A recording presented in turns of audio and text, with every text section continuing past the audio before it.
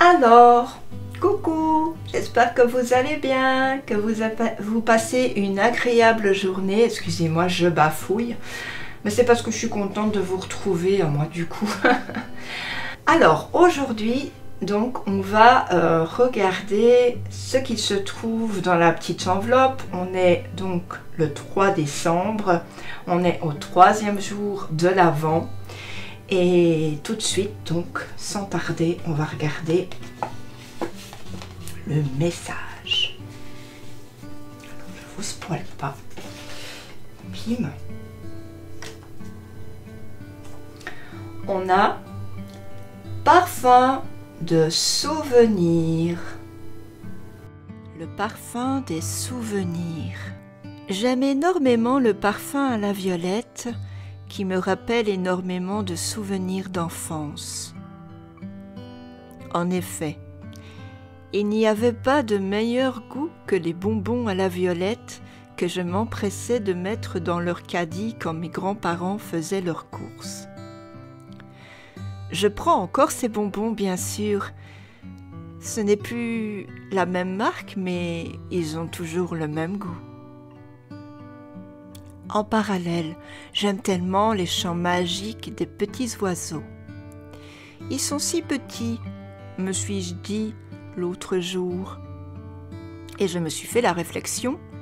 Pourtant, ils chantent si fort et volent si haut. C'est si beau, si petit, si fragile et si fort à la fois.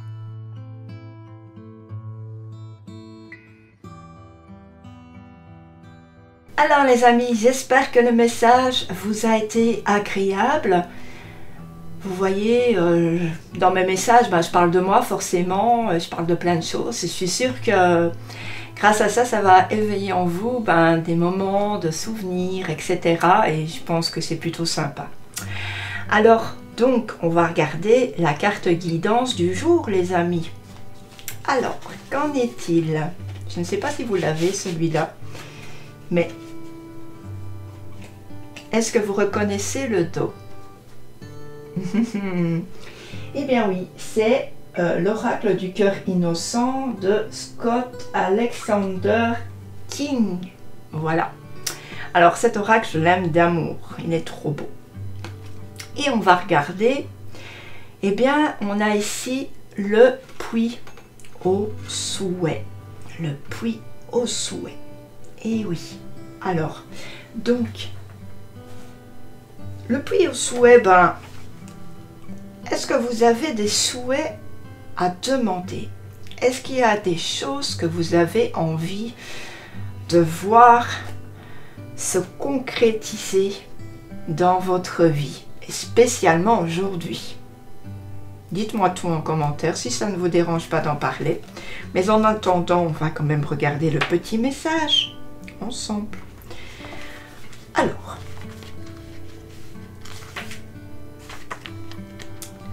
quand vous posez une question juste qui vient du cœur, une question qui n'est ni trop exigeante, ni trop humble, les esprits entendent votre requête et réalisent invariablement votre souhait.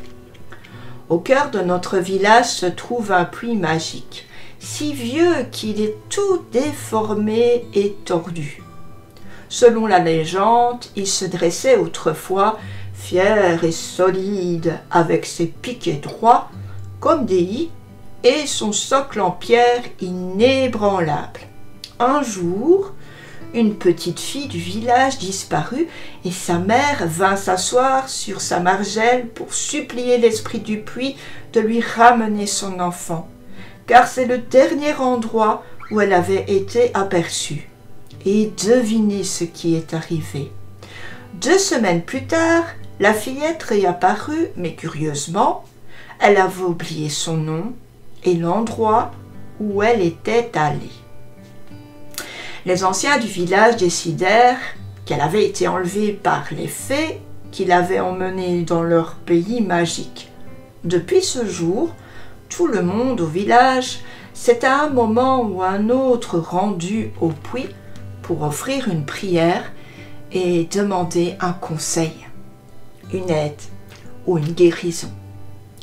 En raison de l'attrait féerique qu'il exerce sur chacun, il n'est une structure solide et fière, mais est devenu un lieu romantique, presque plus émouvant, que nous avons appris à aimer. Tout le monde croit que lorsque vous lui posez une question juste qui vient du cœur, une question qui n'est ni trop exigeante ni trop humble, l'esprit du puits entend votre requête et réalise votre souhait. Je ne plaisante pas, le secret étant de ne pas poser de questions stupides et de ne jamais oublier de jeter une pièce au fond du puits pour récompenser son esprit d'avoir pris le temps de vous écouter. J'étais avec Monsieur Denon le jour où il adressa une prière à l'esprit du puits pour demander que son fils rejoigne le paradis après sa mort dans leur terrible accident de voiture. Après sa visite au puits, Monsieur Denon et moi sommes allés nous asseoir sur un banc devant le Milk Bar quand soudain, une radio a diffusé « Calling All Angels ». J'ai besoin d'un signe qui me souffle ta présence, un signe qui surgit de la confusion. J'ai besoin de savoir que les choses vont s'améliorer, car je nous sens sombrer dans l'océan. Nous avons sursauté et nous nous sommes mis à pleurer. « Mon Dieu !» souffla Monsieur Denon, « cela a été si rapide !» Il savait que cette chanson était le signe qu'il attendait pour savoir que son fils était arrivé au ciel et veillait désormais sur nous. Je me souviens aussi de maman me disant qu'elle avait demandé à l'esprit du puits d'aider Monsieur Broadbent, notre vieille voisine décédée, à retrouver son mari tant aimé au paradis.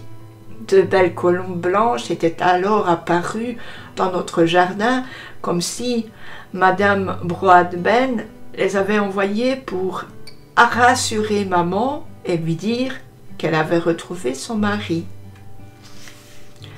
Pour ne pas être en reste, Audley alla, lui aussi, un jour au puits, où il jeta une poignée de pièces qu'il avait prises dans sa tirelire cochon en demandant de sa voix la plus charmante un nouveau pneu pour sa carriole.